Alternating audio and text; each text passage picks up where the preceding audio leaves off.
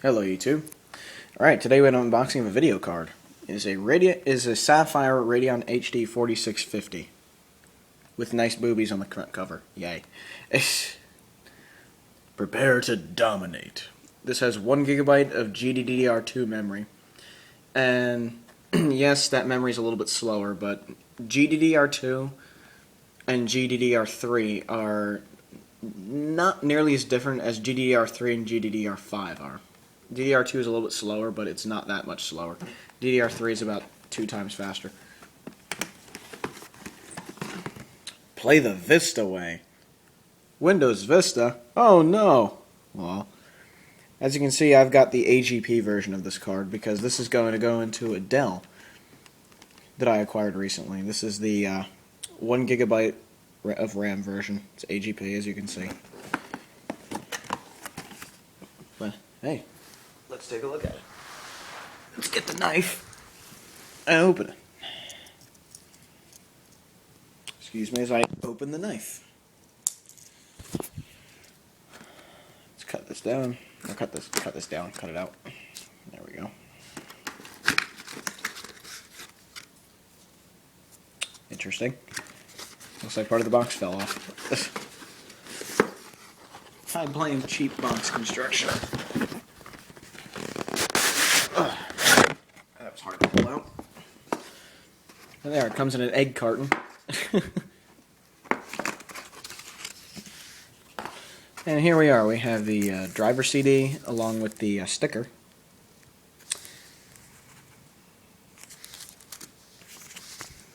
Sapphire graphics guide, the quick installation guide there. The Sapphire Select Club, I have no idea what this is. This has automatic RMA for service registration, so I might end up doing that actually. Stop! You must connect this graphics card to the computer's power supply. There you go. Now, there's the card itself, and we'll look at that later. First, I want to show all the accessories they included. It's insane. They included an RGB adapter, which is very nice. I think this is RGB. Yeah, it's RGB. A DVI to HDMI adapter. DVI to VGA adapter. An S-video to composite converter. And Molex to 6-pin PCIe power connector. Now, this particular card, even though it's AGP, it actually takes a PCIe power connector, which is kind of unusual. At least I think it is. But, hell, let's take a look at the card itself.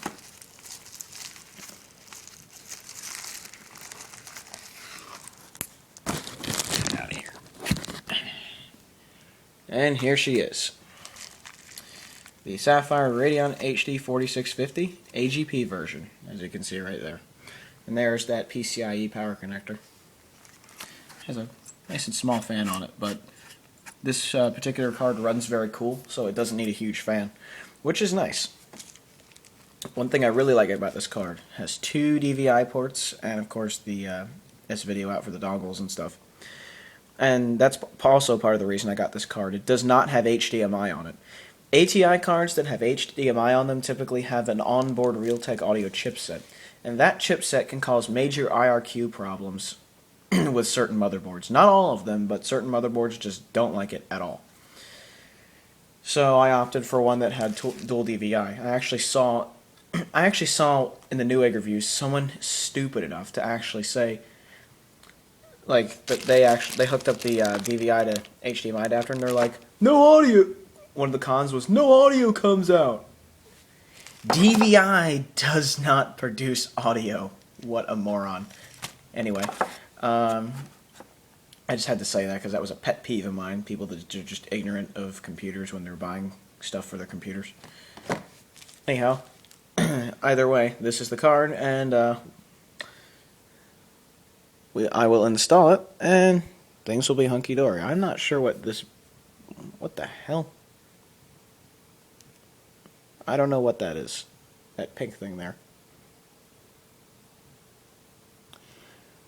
Looks like a heat spreader or something like that.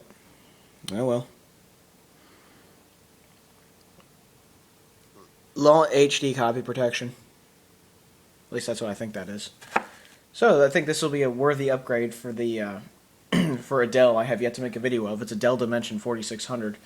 Right now I have a PCI, not PCI EX16, just plain old PCI Radeon X1300 in there, and the low bandwidth of the PCI bus is really, really slowing that card down.